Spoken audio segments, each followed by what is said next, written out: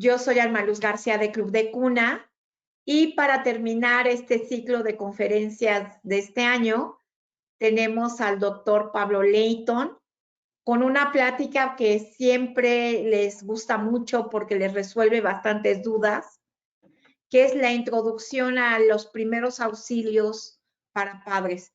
Así es que sin más, nos da muchísimo gusto que esté con nosotros. El doctor es pediatra en el Hospital Ángeles del Pedregal y también desde hace muchos años da capacitación a padres. Voy a apagar mi cámara, doctor, me quedo aquí al pendiente y por favor inicie. Adelante. Muchas gracias, Alma Luz. Buenas tardes a todos. Le agradezco a Alma Luz la invitación. Como siempre es un gusto estar con todos ustedes. Yo, como decía Alma Luz, soy pediatra, pero además soy intensivista pediatra, es decir, me dedico a la terapia intensiva pediátrica.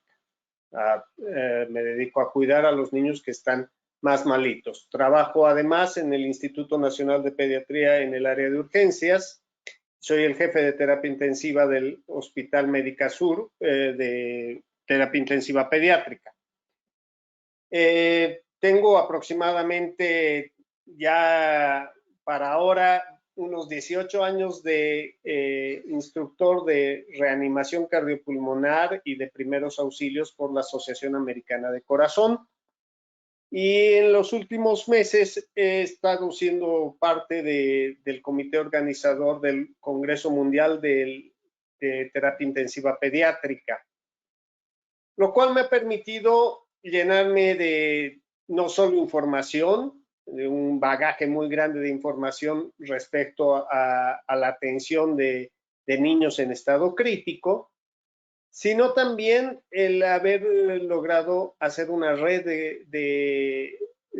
con otros pediatras intensivistas, no solo aquí en México, sino a nivel internacional, lo cual permite adquirir información y generar información con otras personas para brindarles a todos un nivel de atención óptimo, que ese es el fin fundamental de nosotros los médicos, darles a los pacientes un nivel de atención óptimo.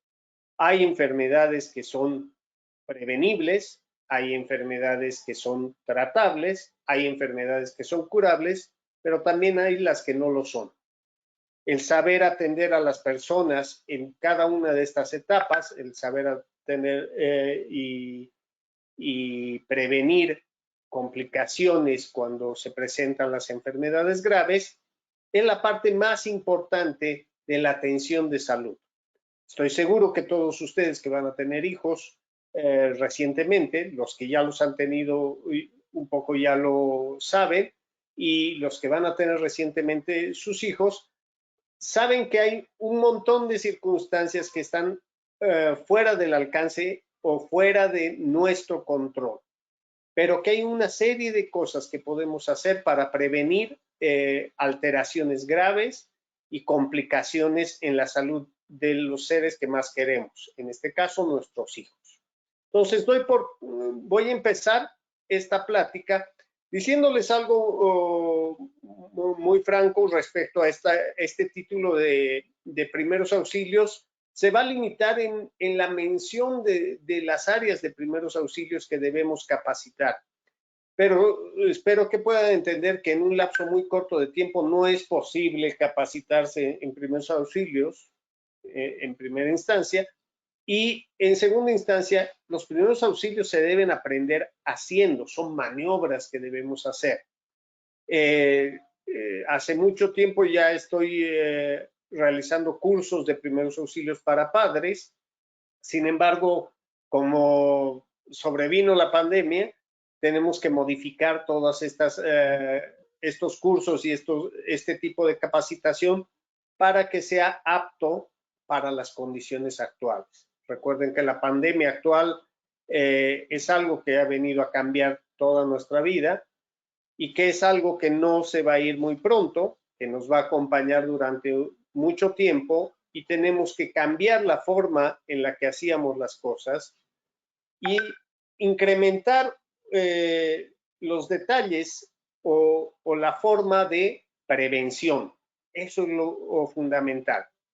Lo que nos ha enseñado esta pandemia ha sido que no es tan importante tener el último medicamento recién salido, el anticuerpo monoclonal o la terapia génica más innovadora del momento para tratar una enfermedad, sino más bien cumplir fehacientemente las normas de prevención.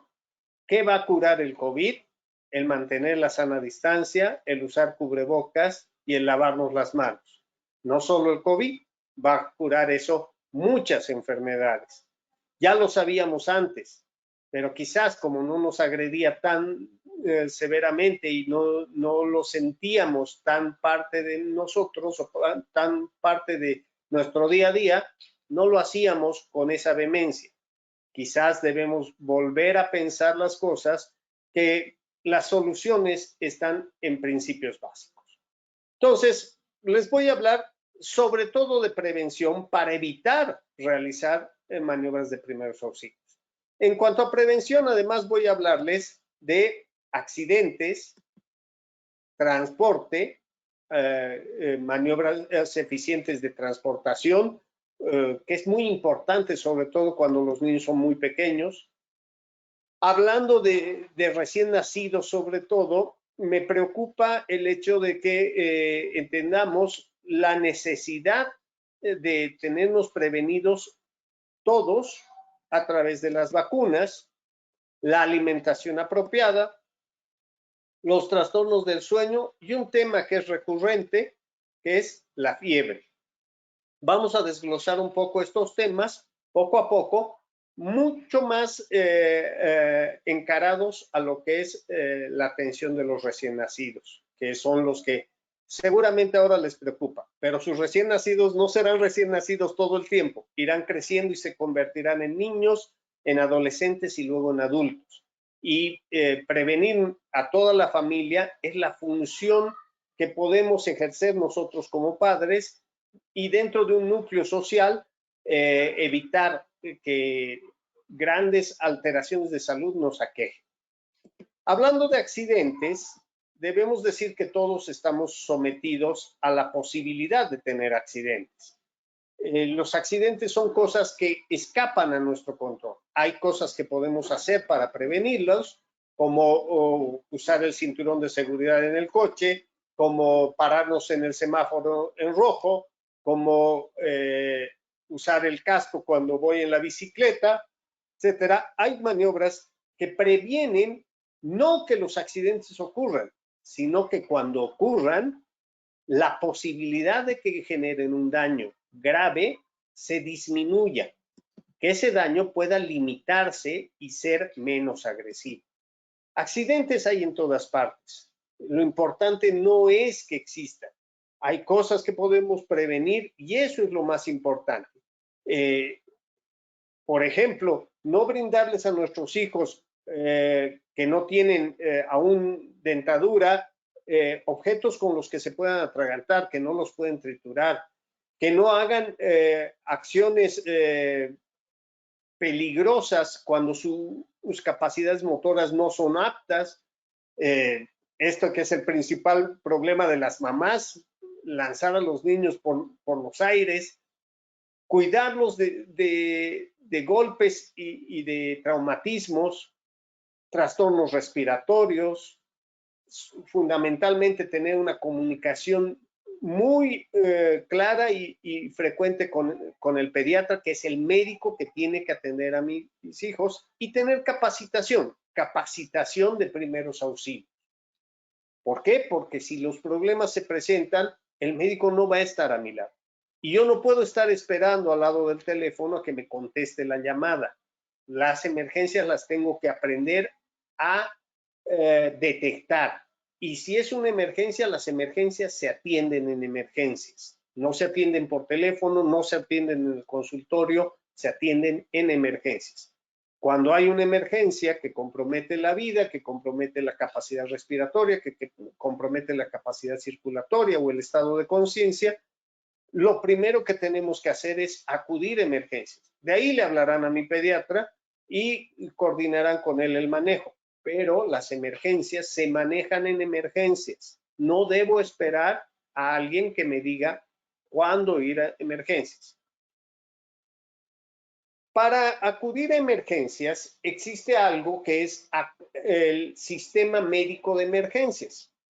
Parece que no lo tenemos, pero sí lo tenemos. Y tenemos uno muy básico y muy deficiente, pero sí lo tenemos. El sistema médico de emergencias es el que está basado en el teléfono 911 ante 066, el sistema regulador, las ambulancias públicas, tanto de la policía, el escuadrón de rescate y urgencias médicas de la policía, las ambulancias de la Cruz Roja y las ambulancias de diferentes delegaciones que sí están dedicadas y capacitadas con personal adecuado y equipo adecuado para atender emergencias. Todos estos constituyen parte del sistema médico de emergencias. ¿Qué significa esto? Que una emergencia, sea donde sea que se presente, tiene una estructura por la cual va a ser ingresada dentro del sistema de salud. A partir de una emergencia que ocurre en la calle, en la casa, en la escuela, en la alberca, etcétera, lo primero que debemos hacer es activar este sistema. Al activar este sistema y recurrir al sistema de salud, el sistema de salud se hace cargo de nuestra salud. Envía un personal capacitado a hacer el reconocimiento, a hacer la valoración, a hacer el examen físico en el lugar de la emergencia y a trasladarlo en condiciones apropiadas al lugar más óptimo y más cercano para su atención. Todo esto se hace a través del 911. ¿Por qué es deficiente? Por lo mismo que ha sido deficiente toda la atención actual de COVID. El sistema de salud es insuficiente. Lo que nos ha demostrado la pandemia es que el sistema de salud es insuficiente. No tenemos suficientes camas de terapia intensiva, no tenemos suficientes hospitales, no tenemos suficiente personal médico que nos atienda a todos los que nos vamos a poner enfermos, y menos si todos nos ponemos enfermos al mismo tiempo. Entonces, es importante entender que por más que desde el 1 de diciembre tengamos seguridad universal, la realidad no es esa. La realidad es que las ambulancias, a pesar de que han incrementado a consecuencia de la pandemia, siguen siendo muy limitadas la cantidad de ambulancias con personal capacitado y equipo capacitado que nos puedan trasladar, que puedan hacer una valoración adecuada en el lugar y trasladarnos al lugar apropiado para nuestra atención.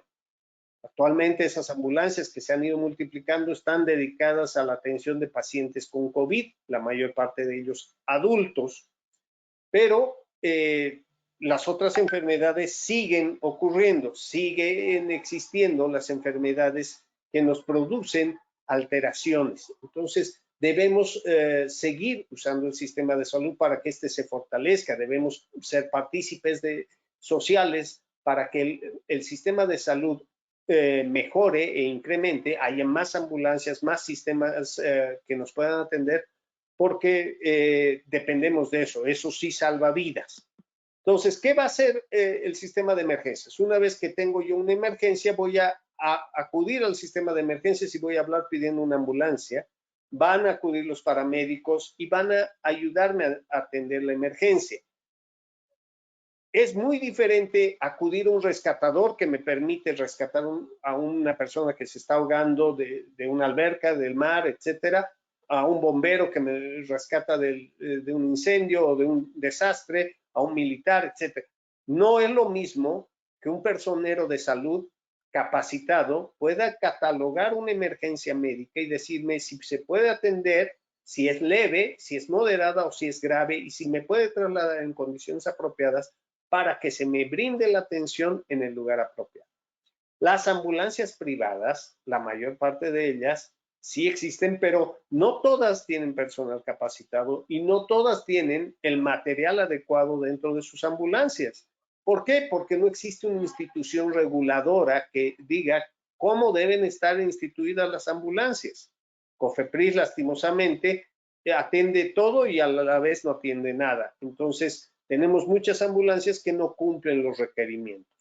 Las ambulancias públicas no solo cumplen los requerimientos, sino tienen personal realmente valioso, que es de una capacidad impresionante, es de calidad de exportación, pero son muy pocos. Son muy pocos. No han, incluso con el incremento de recursos que se ha destinado para generar más ambulancias y contratar más personal producto de la pandemia, actualmente en la Ciudad de México y el área conurbada, hagan de cuánto ustedes, 20 a 24 millones de habitantes, no superamos las 500 ambulancias públicas, de las cuales están circulando en hora pico no más de 80 ambulancias. Entonces, eso nos pone en una constante indefensión y tenemos que tener la vía de atender nuestras propias urgencias. ¿Cuál es esta? Tendremos que tener comunicación directa con el hospital, tendremos que tener el número de ambulancias privadas y públicas disponible y la capacidad de acudir, si es que nos los permite la persona que estamos auxiliando, brindando primeros auxilios, acudir por cuenta propia al hospital. Tener un plan de contingencia que nos permita saber que en hora pico cuánto tardo de mi casa o del lugar más frecuente donde me encuentro al hospital más cercano o cuál es el hospital más cercano en las áreas donde estoy siendo atendido.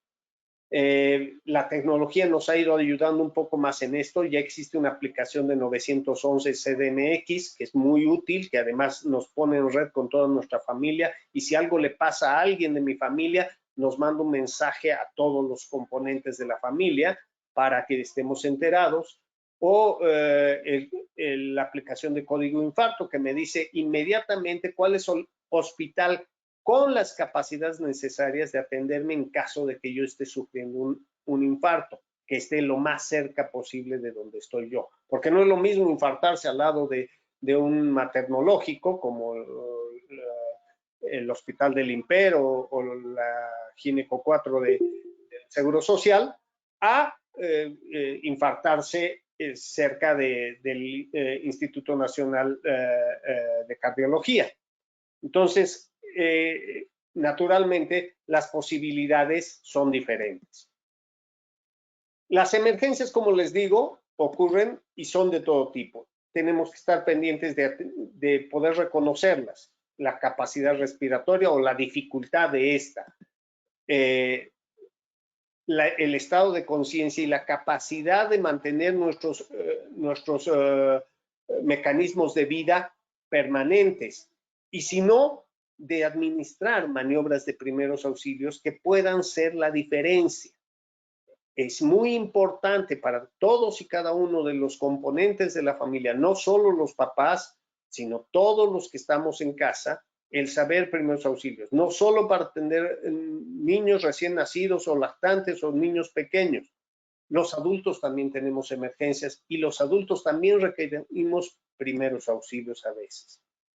Entonces, es muy importante saber cuándo y cómo acudir a urgencias. Hay que saber reconocer alteraciones del estado de conciencia, alteraciones de la respiración, alteraciones de la circulación, que son las áreas que nos ponen, que garantizan nuestro estado de vida y que de la misma manera se capacitan a los médicos para reconocer las alteraciones que sí ponen en riesgo la vida.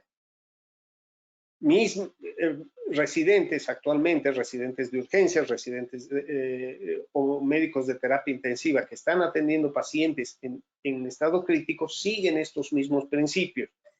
Y podemos reconocer pacientes que tienen alteraciones graves de aquellos que no, para que podamos atender de forma leve y podamos entender si tiene o no gravedad o administrar maniobras que puedan mantener a esas personas con vida hasta que reciban atención de personal capacitado con tecnología apropiada. Entonces, las emergencias no solo son respiratorias, pueden involucrar la coloración de la piel, el estado de conciencia. Fundamentalmente, estas tres áreas nos hacen determinar cuáles son las alteraciones que nos ponen en riesgo vital. Este cuadro, que es de una investigación hecha y publicada en España, muestra, por ejemplo, los motivos de consulta de los niños recién nacidos y los lactantes a urgencias. Si se dan cuenta, esto es en un año, son 242 consultas. Estas consultas las hacemos en un mes aquí en México. La diferencia de tamaño y de cantidad de pacientes es mucho mayor aquí que allá. Los motivos de consulta son muy similares: irritabilidad, llanto, fiebre, vómitos, infecciones respiratorias altas, etcétera. Las que están marcadas en negrilla son las más graves y las más frecuentes. Las otras existen, están presentes, pero van disminuyendo en frecuencia y en complejidad. Los motivos de diagnóstico final son los que ven nuevamente en negrilla, son los más frecuentes, y los otros con menor frecuencia. Entonces, muchas de las enfermedades que se presentan en los recién nacidos y las emergencias dependen de las características de su edad. Las emergencias van variando con la edad. Los recién nacidos son completamente dependientes para su desplazamiento de los adultos. Por lo tanto, yo no puedo pensar que va a tener un accidente de tránsito manejando una bicicleta, un recién nacido, porque no puede ni siquiera desplazarse. La posibilidad de que se caiga de algún sitio es remota si yo guardo la prevención de no tenerlo en sitios elevados solo, si yo guardo la precaución de tenerlo en su cuna, no tenerlo suelto en la cama, no tenerlo fuera de su artefacto de retención dentro del coche. La posibilidad de que tenga un golpe en un vehículo en movimiento es mucho menor que lo que le ocurriría a un niño en edad escolar o en un adolescente. Naturalmente, es por la capacidad de desplazamiento. Las emergencias son diferentes. Su capacidad de mantener la temperatura, su capacidad respiratoria, su capacidad de alimentación, su capacidad de mantenerse consciente durante largos periodos de tiempo, de comunicación, de decir esto me duele, también hace más vulnerable al recién nacido y al lactante pequeño. Por eso mismo requieren otras medidas de cuidado que los niños, que a medida que van creciendo, van requiriendo diferentes tipos de cuidados. Esta tabla, por ejemplo, muestra los accidentes que se presentan en los niños menores de 10 años, tanto hombres y mujeres, y la frecuencia a cada edad. Y nos podemos dar cuenta que son mucho más frecuentes los niños muy pequeños o los que ya están tendiendo a ser adolescentes. Los del medio son menos frecuentes. Lo cual nos hace pasar al otro tema, que es la prevención en el transporte. Vamos a hablar de transporte. ¿Cómo se debe transportar no solo un niño, sino cualquier persona en un medio de transporte, en un vehículo que va en movimiento? Cada persona tiene un artefacto de retención que hace que esté más seguro, que hace que los accidentes que puedan pasar en ese vehículo en movimiento se disminuyan en gravedad y en frecuencia. Si se dan cuenta, en la fotografía que está a la izquierda, la primera, el recién nacido o el lactante pequeño, menor de un año, va de espaldas con vista hacia la parte trasera del coche, porque las proporciones de su cuerpo, sobre todo su gran cabeza en relación al cuerpo, hacen que lo más peligroso sea, o lo más posible de dañarse a su cabeza y su cuello, y que se descarga la inercia del movimiento cuando está en esa posición. En algunos países europeos incluso se recomienda que esta posición se mantenga hasta los 4 a 6 años. En nuestra legislación nada más hasta el año y como vemos, a partir del año se dan la vuelta y vemos a los niños en su sillita con sus artefactos de retención de 5 puntos, vista hacia el frente. Cada niño debe ir en su propio artefacto de retención, en su propia sillita. Es el lugar más seguro. Jamás están más seguros en nuestros brazos. No podemos nosotros sostener un niño cuando estamos en el coche, por más que vayamos a una velocidad muy lenta, la velocidad se multiplica por la inercia y el peso de ese niño es mucho mayor y no lo vamos a poder contener con nuestros brazos. Jamás van a estar más seguros en nuestros brazos. No necesitan irnos viendo. Debemos quitarnos nuestros miedos particulares porque no necesitan vernos. Lo que necesitan es estar en su artefacto de seguridad, que es lo más seguro para ellos para viajar. Y a medida que van creciendo, como vimos en la fotografía de la derecha abajo, el artefacto de retención se va adaptando de acuerdo al tamaño de los niños y se adapta el mismo cinturón del coche para que pueda pasar por las áreas que son de protección, porque pasar por el cuello, pasar por el medio del abdomen podría generar daños irreparables. De acuerdo a la velocidad, este es el índice de gravedad que pueden producir lesiones. Y miren, a velocidades ya de 50 kilómetros por hora, que nos parecen hasta ridículas, pueden generarse accidentes muy graves y lesiones graves. A 65 kilómetros por hora, que estoy seguro que en el periférico todos van más rápido, las lesiones pueden ser aún mayores, si es peor aún si no llevamos un artefacto de retención. La distancia de frenado, de la cual nos olvidamos a veces cuando estamos en carretera, debe ser proporcional a la velocidad que llevamos. Y si necesitamos 9 metros cuando vamos a 50 kilómetros por hora, imagínense ir a 110, requerimos muchísima distancia porque requerimos detener el coche antes de impactar con el coche de delante o que nos impacten por atrás. Esto ya está medido. No es un invento o un descubrimiento nuestro. Esto ya se ha medido en varias ocasiones y debemos tener la precaución de guardar la velocidad, de mantenernos en nuestro carril, de usar las señalizaciones de forma apropiada. Recuerden que los niños no se van a poner el cinturón por sí solos, no van a seguir las normas de educación vial por sí solos, lo hacen por imitación y la imitación parte de nosotros. Los artefactos de retención están clasificados de acuerdo al peso y al tamaño de los niños. En grupos por el peso y tamaño están el grupo 0, el grupo 0 más, que es el que nosotros manejamos aquí en nuestra legislación. En otras legislaciones se maneja hasta el grupo 1, vista hacia atrás, adherido al asiento. El asiento del bebé se puede colocar incluso en la misma agencia de coche, la colocan. Ya los arneses los están poniendo en los coches que se fabrican últimamente y hay formas de ponerlos que estén los coches, que estén los asientos realmente fijos. Eso es lo que debemos verificar. Los asientos además tienen una etiqueta con certificación probada de su calidad. ¿Qué significa su calidad? Instituciones de Europa, de Estados Unidos, de Asia, hacen pruebas con estos asientos para ver su resistencia. Si el polímero que está, de la cual están hechos, que es similar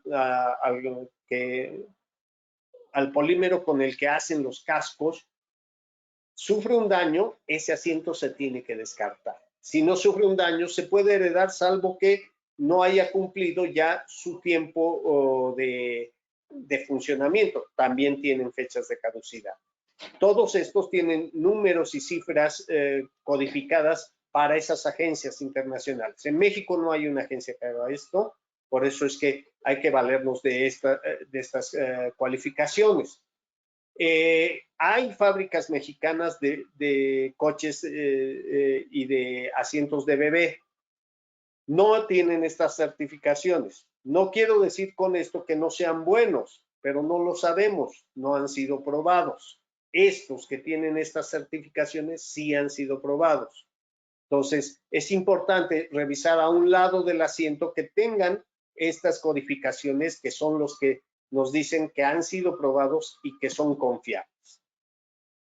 Otro tema del que es importante hablar en relación al cuidado de los niños y las emergencias que estos provocan es lo que estamos viendo respecto a las vacunas. Ahora estamos a la espera de una vacuna todos en el mundo, porque las vacunas sí previenen las enfermedades y sí previenen las condiciones graves y sí previenen que se muera mucha gente.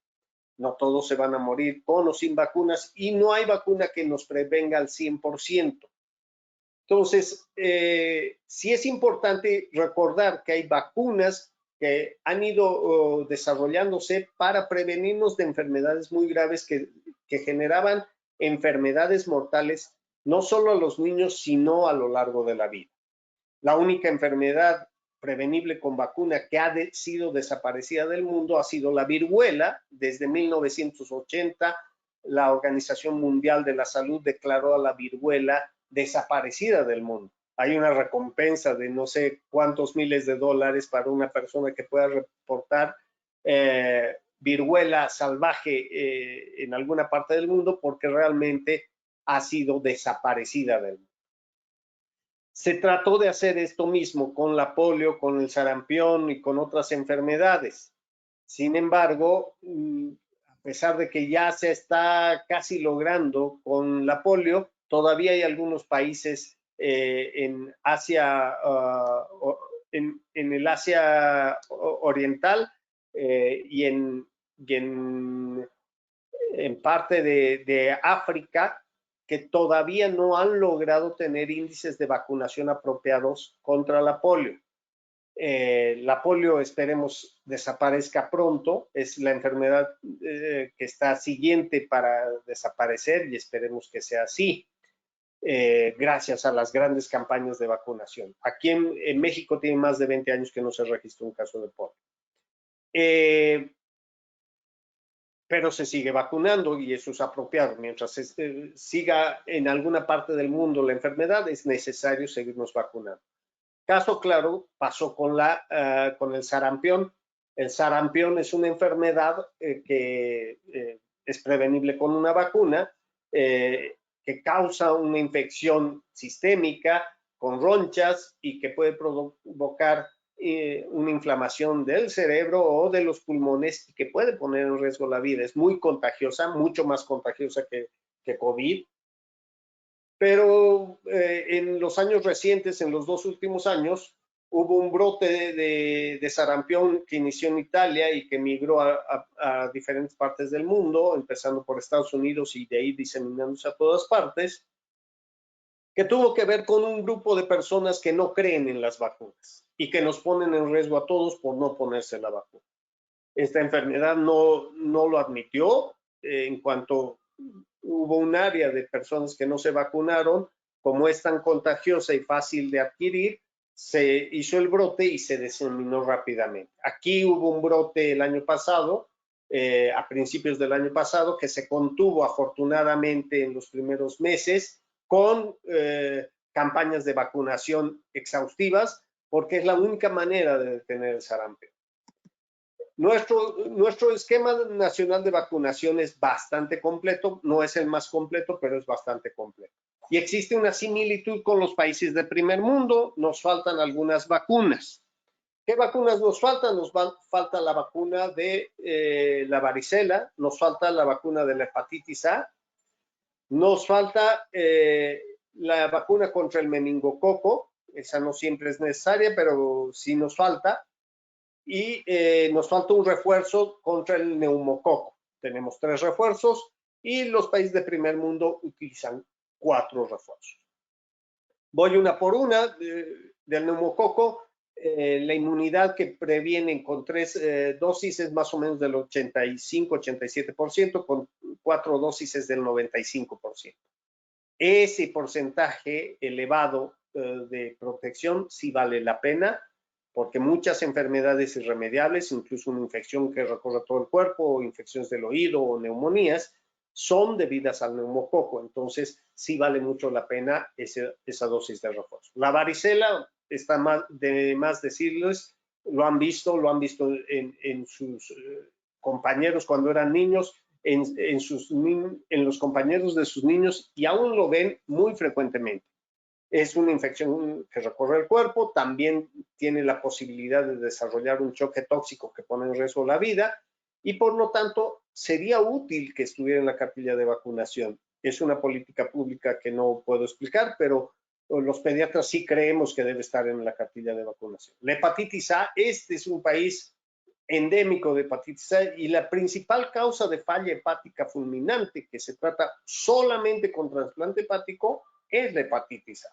Y este país tiene mucha incidencia de hepatitis A. Tampoco entiendo por qué no tenemos aún la vacuna, pero eso es una política pública que no vale la pena entrar en discusión. Les puedo decir que en los consultorios privados se puede vacunar y lo tienen disponible. El meningococo es una bacteria que produce una enfermedad que recorre todo el cuerpo y que pone en riesgo la vida. Es una enfermedad grave, pero no hay típicamente en la Ciudad de México. Si viajan al norte, a la frontera con Estados Unidos, seguramente ahí sí lo encuentran, o en países de Centroamérica o Sudamérica y Europa, sí existe esta enfermedad. Los últimos casos registrados en la Ciudad de México en los últimos 10 años, todos han venido de afuera, y se suelen contagiar en lugares donde hay mucha gente, pero si vamos a viajar y vamos a ir a Disney o vamos a estar hospedados en algún sitio donde hay mucha gente, al igual que COVID, uno se contagia de estas cosas, y en lugar de exponerse a una enfermedad tan grave, es mejor ir prevenido. Las vacunas son muy útiles. La primera vacuna que se debe colocar es contra la hepatitis B. La hepatitis B es la principal causa de cáncer de hígado en adultos y en niños. Se previene a las 12 y 24 horas de recién nacido. Esa es la importancia de atender o que sea atendido su niño por un pediatra o un neonatólogo. ¿Por qué? Porque si las mamás han tenido contacto con el virus, no saben si lo están transmitiendo a sus hijos. Y aunque se lo transmitiesen, la única forma de prevenirlos es con la vacuna, que se puede administrar dentro de las primeras 24 horas. No hacerlo dentro de las primeras 24 horas da lo mismo, porque si están expuestos, ya estuvieron expuestos. Entonces, es muy importante que reciban la vacuna de la hepatitis B. En este país, además, se recibe la vacuna de la BCG, que es la vacuna que previene contra la tuberculosis. Es un país donde hay mucha tuberculosis, pero es muy difícil de adquirir y muy difícil de diagnosticar. Sin embargo, se sigue vacunando. Hay consultorios que prefieren seguir la conducta de Estados Unidos y no vacunarlos y hacerles pruebas en piel para ver que no se están infectando de tuberculosis. También es válido, sí se puede hacer ese seguimiento. Es importante llevar la cartilla de vacunación. Nos previene de enfermedades por las cuales antes se morían muchos niños y que actualmente ya no se mueren. Infecciones realmente prevenibles con una simple vacuna. Entonces, de más está decirles que la vacunación contra la influenza y contra COVID, cuando esté presente, es sumamente importante, no solo para prevenirnos nosotros, sino para prevenir diseminar la enfermedad al resto. En cuanto a las enfermedades, podemos ver que principalmente están las enfermedades respiratorias y de vías digestivas en los niños más pequeños, y disminuyen mucho cuando estos están vacunados. Entonces, la vacunación es la principal prevención contra estas enfermedades. Las enfermedades respiratorias y las enfermedades gastrointestinales, por decirles diarrea, en los primeros 5 años de vida. Una parte fundamental que nos administra algo muy similar a las vacunas es la lactancia materna, de la que vamos a hablar más adelante, pero que es una parte preventiva muy importante y que también disminuye de igual forma la adquisición de enfermedades gastrointestinales y de vías respiratorias. La lactancia materna, como les decía, es una parte fundamental de la alimentación de sus recién nacidos. Se han desarrollado múltiples fórmulas, a cual mejor, de diferentes marcas y que además son una industria de las que más dinero produce en el mundo. Sin embargo, no se ha desarrollado una leche mejor que la leche materna. La lactancia materna es apropiada, es adecuada, de acuerdo a la Organización de la Salud, es recomendable en los 2 primeros años de vida o todo el tiempo que las madres decidan brindársela a sus hijos. Es fundamental que los niños consuman solamente leche, mejor leche materna, los primeros 6 meses de vida. A partir de entonces se les va a brindar otros alimentos, se llama ese periodo ablactación, hasta que al final del año se incorporen a la dieta de la familia y la leche sea un suplemento más o de hecho se quite. No es necesario que consuman leche de vaca o leche de cabra o leche de borrego o leche de lo que sea. No necesitan imprescindiblemente consumir leche. La leche tiene propiedades como riqueza en calcio y en algunas vitaminas que se pueden proporcionar a través de otros alimentos si llega el momento de tomar esa decisión. La leche materna se puede conservar, se puede administrar en diferentes horas en un biberón, si es que la madre está cansada o si sus actividades no se lo permiten, se puede administrar de otra manera. Es muy adecuado tratar solo de administrar la leche materna. El contacto piel a piel y el desarrollo de esta relación entre el niño y la madre es fundamental para su desarrollo psicomotriz, neurológico y para el desarrollo de sus defensas también. Cuando estoy enferma no le puedo brindar leche, pues sí, incluso teniendo COVID es recomendable que siga la lactancia. Sí, naturalmente, si la mamá tiene COVID, tendrá que ponerse una mascarilla N95 y evitar toser o respirar encima del niño de forma constante para no ponerlo en riesgo. Pero el que reciba la leche materna no lo pone en mayor riesgo. Lo pone en mayor riesgo que la mamá no se lave las manos, que no use mascarilla o que no guarde el resto de medidas de protección cuando no está con el bebé. Pero estando con el bebé, sí puede darle el pecho y es muy adecuado que lo continúe así. Un área que nos preocupa mucho o que preocupa mucho a las mamás es el sueño. ¿Cómo debo dormir a mi bebé? ¿Lo debo hacer taquito? ¿Lo debo dormir de lado? ¿Lo debo dormir de panza? Es que su abuelita me dice, es que la tía me dice esto, me dicen lo otro, que debo inclinarlo, que se puede broncoaspirar, que puede vomitar, etc. Muy bien, tal como ven al niño en la imagen, así es como debe dormir. No debe dormir de otra manera. Se ha determinado mediante estudios estadísticos que la mejor forma de dormir a un niño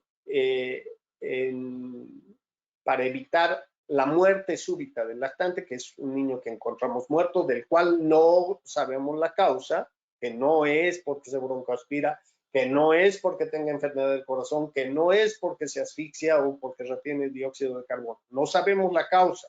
Por eso se llama muerte de cuna, muerte desconocida en la cuna.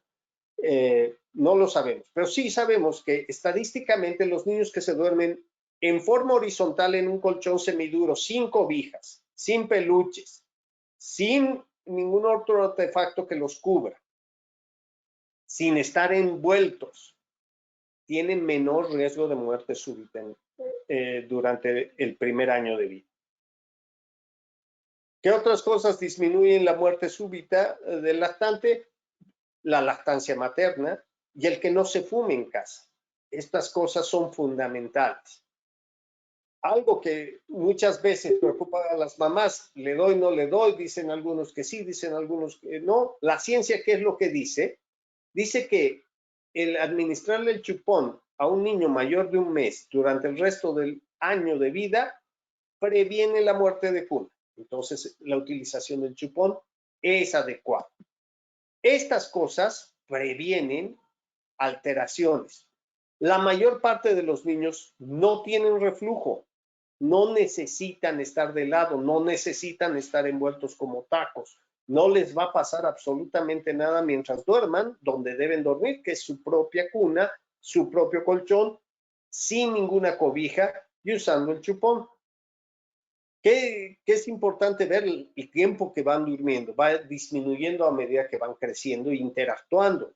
Van a tener más horas de estar despiertos. Los tiempos de dormir son importantes. Debemos educar a los bebés al tiempo de dormir. En la madrugada, al principio se despiertan para comer casi cada 3 horas y lo que podemos hacer es estar con ellos, acompañarlos. Tenerlos pegados a la cama los primeros 6 meses, pero hay que hacerles un ritual a la misma hora, bajarles la luz, ponerles un poco de música, platicarles y dejarlos en la cuna, no necesariamente dormidos, porque van a establecer rutinas. Esas rutinas son útiles no solo para la disciplina, sino para la secreción hormonal, para su desempeño orgánico. Todo esto es útil si se hace con las mismas medidas. Cuando se despierta en la noche no es hora de jugar, no es hora de platicar, es hora de comer y seguir durmiendo. No se prenden las luces, no se platica, solo se come y se duerme. Entonces, el asumir estas actitudes le permiten al niño asumir los horarios de cuándo es la noche y cuándo es el día. Y es importante tomar estas conductas. Hay que tener extremada precaución si lo vamos a meter a la cama. No deben dormir con nosotros. El colecho es peligroso porque cuando estamos dormidos, nosotros no sabemos lo que hacemos. No sabemos si nos ponemos encima del bebé o si lo cubrimos demasiado y hacemos que él esté debajo de las sábanas reteniendo dióxido de carbono. Eso no lo sabemos porque estamos dormidos. Entonces, el colecho, que puede parecer muy afectuoso, no siempre es lo más apropiado. Naturalmente, si lo vamos a pasar en la mañana, en la madrugada, porque ya lloró y acaba de comer, y ya no quieren regresarlo a la cuna, pues por un periodo de tiempo pequeño, cuando ya estamos despiertos, no hay inconvenientes, pero no debe ser la regla de dormir al niño junto con nosotros en la misma cama. Por último, el tema de la fiebre. Es un tema que preocupa a todos. En los recién nacidos y menores de 3 meses es un tema de preocupación porque puede ser el medio de presentación de enfermedades, de infecciones que recorren todo el cuerpo. Más allá de esas edades, hay que valorarlos en su correcta medida. ¿A qué me refiero? Que la fiebre no significa un problema necesariamente. La fiebre, en todo caso, es una manifestación. ¿Una manifestación de qué? La fiebre es una manifestación de que algo anda mal, es una alarma. La fiebre no causa daño por sí sola, sino es un incremento del metabolismo que nos dice que algo anda mal. La mayor parte de las veces es causada por infecciones, pero hay muchas otras cosas que causan fiebre. La fiebre por sí sola, como les digo, no causa daño y puede ser controlada, puede no requerir ser controlada. Nada más hay que vigilar. La persistencia de esta o la asociación de otros síntomas son las que nos deben preocupar. Nos preocupa que convulsione por fiebre, pues esas crisis convulsivas no causan daño y solo afectan al 4% de los niños entre 6 meses y 6 años y no necesariamente todos van a tener crisis convulsivas con fiebre. Más allá de quitar la fiebre, que es la alarma de la enfermedad, hay que determinar qué es lo que está provocando fiebre. Si no determinamos qué es lo que está ocasionando esa fiebre, podemos enmascarar un cuadro que persiste y que puede ser más complicado más adelante, solo por el hecho de quitarle la fiebre. Con esto termino. voy a exponerles ahora un video que hicimos para la prevención de las reacciones alérgicas más graves, que son un peligro, que se presentan inmediatamente después del contacto con una sustancia alergénica. Este es un video de capacitación que hicimos para los cursos de primeros auxilios y se los dejo para que puedan ver un poco de lo que se trata, el entender cómo determinar una emergencia y cómo debo actuar en caso de esa emergencia, que eso es un primer auxilio. Espero haber puesto por lo menos en ustedes la inquietud de seguir informándonos acerca de los primeros auxilios y estaré disponible al final del video para todas sus preguntas.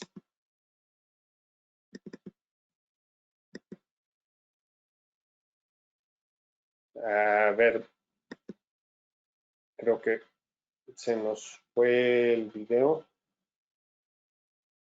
Se nota.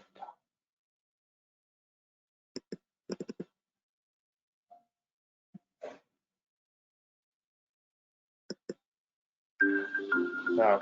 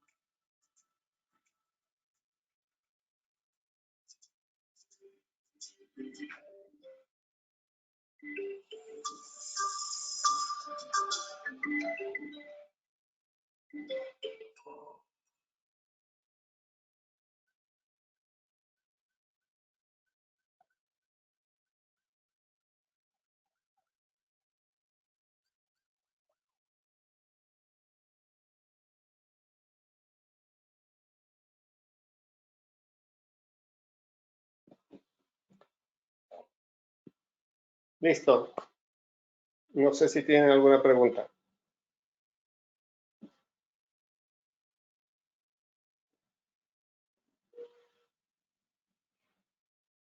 Hola, ¿qué tal? Sí, una pregunta. Por ejemplo, cuando mostraba la mejor postura para que los niños duerman, entonces, exacto, más que cobijas, es de que, digamos, su ropa para dormir sea cómoda y cálida en caso ahorita como en invierno, o tener un calentador, o qué es lo más recomendable para que no pase frío, digo. El calentador te sirve para calentar la habitación, pero reseca mucho el medio ambiente. También hay que guardar la humedad ambiente y hay que estar pendientes de ambas cosas. ¿Qué puede pasar si como ahora hay más frío? La sugerencia es que le pongas un mameluco más grueso, pero no le pongas una cobija. Un mameluco más grueso y duerme igual. Va a adquirir, con el tiempo se va a ir moviendo y empieza a dar vueltas sobre sí mismo y lo pones de una posición y amanece de la posición totalmente diferente, pero eso es normal y es la forma más segura de dormir. Gracias.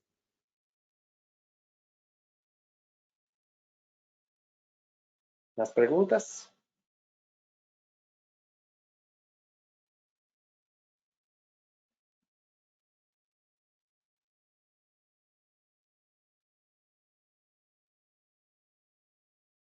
Pueden abrir sus micrófonos si desean hacerle alguna otra pregunta al doctor. Hola, buenas noches. Mi nombre es Jimena. Yo tengo una pregunta, no sé si sea, ahora sí que depende del pediatra o esto es algo en general. Una vez que se tiene al bebé, ya sea por cesárea o parto normal, ¿qué procede? O sea, ¿se llevan al bebé a examinar otra habitación? ¿Lo examinan ahí junto con la mamá? ¿Cuál es el proceso? Bueno, el proceso recomendable es una cosa y el proceso que pasa según el lugar donde lo atiendas, el ginecólogo donde atiendas o el sistema de atención del hospital, pues de eso depende la variación. ¿Qué es lo recomendable? Que en cuanto sale el niño, si está con un esfuerzo respiratorio apropiado, echa su grito, etcétera, se pegue el niño a tu pecho. Eso, estés dormida, sea cesárea, sea parto, eso es lo más adecuado. Ese primer contacto se ha visto que provoca grandes mejoras en su desarrollo neurológico y en su capacidad de adaptación. Después de eso, naturalmente hay que cortar el cordón, hay que secarlo, ver que tenga la naricita permeable, ver que tenga la vacuna de la hepatitis B, que tenga la vitamina K, etcétera, etcétera, etcétera, que no se enfríe porque se enfrían muy rápido. Entonces, sí se lo lleva al bebé a un lugar donde se hace esto que es la reanimación inicial. El 98% de los niños necesitan eso. Si no es el 99% de los niños, nada más. Después, algunos que no tengan ese esfuerzo, algunos que hayan requerido algo de apoyo, algunos que hayan requerido oxígeno, algunos que hayan requerido algo más, sí van a requerir ser vigilados en el área de cunas. En algunas conductas que ya no están tan de moda, pero depende del lugar donde se atiendan o del pediatra, el ginecólogo, el neonatólogo que atienda, se hace algo que se llama periodo de adaptación, que es mientras el niño empieza a adaptarse y mientras termina el ginecólogo el proceso de atención, sobre todo si esto es una cesárea. El periodo de adaptación son unas cuantas horas en las que el niño empieza a respirar, porque ha cambiado todo su sistema de respiración. Antes respiraba a través de la placenta, ahora respira a través de sus pulmones, recién los llenó de aire, y entonces en ese periodo en el que está filtrando todo el líquido que había en sus pulmones, recién se está adaptando.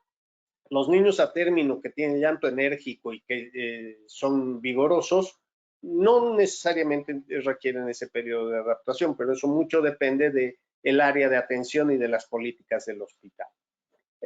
Usualmente, si es cesárea, para no molestar al área quirúrgica, lo que se hace después del primer contacto es llevarlo a secar y luego mantenerlo en la cuna hasta que termine la cesárea. Y luego se siguen las políticas, algunos tienen alojamiento conjunto y otros no. De acuerdo a eso se va determinando qué es lo más conveniente. Pero la recomendación médica del conocimiento actual es que se haga ese primer contacto y que se mantenga en alojamiento conjunto lo más pronto que se pueda. Ok, muchas gracias. Y otra última pregunta, ¿qué tan cierto es que no es muy bueno que a los recién nacidos les pongamos, no sé, cremita y loción y cosas así? No es cierto, digo, la cremita está muy bien porque realmente pierden muy fácilmente la humedad. Su piel es muy delgada y requieren crema. Si no le pones crema, le ponemos aceite de bebé, que es una forma de mantener esa hidratación en la piel. Lociones, muchas veces sí la piel es muy sensible. Algunos jabones y algunas lociones que tienen químicos diferentes pueden causar reacciones. incluso reacciones alérgicas porque la piel es muy sensible. Eso quizás no sea recomendable, pero el hecho de usar una crema emoliente lo más convencional posible no tiene ningún inconveniente, se usa mucho en los bebés, se los bañan todos los días y se los unta de crema y de aceite de bebé porque pierden fácilmente el calor. Ok, perfecto, gracias. ¿Alguna Hola, pregunta más? buenas noches. Sí, yo tengo una. Adelante. Relacionado conforme a las vacunas que decía que el bebé necesita las primeras 24 horas, ¿eso yo se lo tendría que comunicar a mi doctora o ya previamente platicárselo al pediatra para que le pongan esa vacuna al bebé? Creo que era la de hepatitis. Así es. Lo adecuado es que el pediatra que atiende a tu bebé, al recibirlo, te plantee la posibilidad de que si tú tienes o no el contacto con el virus de la hepatitis. Al no saber tus condiciones de portadora o no portadora del virus de la hepatitis, la conducta preventiva recomendable es la administración de la vacuna las primeras 24 horas de vida, una vez que nace el bebé. Entonces, eso lo tiene que hacer el pediatra. Tú puedes platicar con el pediatra y decirle que se te ha planteado este tema y acordar con el pediatra cómo se va a hacer. Muchos pediatras no lo hacen en las primeras 24 horas de vida y vacunan a los bebés hasta la semana. Vacunarlo hasta la semana es lo mismo que vacunarlo los 2 meses. Si no se vacuna en las primeras 24 horas, la primera dosis es irrelevante cuando se la pongas. El ponérsela en las primeras 24 horas es por la conducta preventiva, por no saber tu condición de portadora o no del virus de la hepatitis B. Ah, bueno, ok, perfecto, doctor. Entonces, para comentarlo, digo, a mí nunca me ha dado y mi esposo está libre y todo, pero pues, me surgió la duda, pero bueno, ok, perfecto para ella. Entonces yo comentárselo a la doctora. Muchas gracias, Yo doctor. te sugiero que lo platiques con tu pediatra sobre esto y que te dé su visión respecto a la vacunación, en qué tiempos la realizaría. Bueno, ok, perfecto. Muchas gracias, doctor.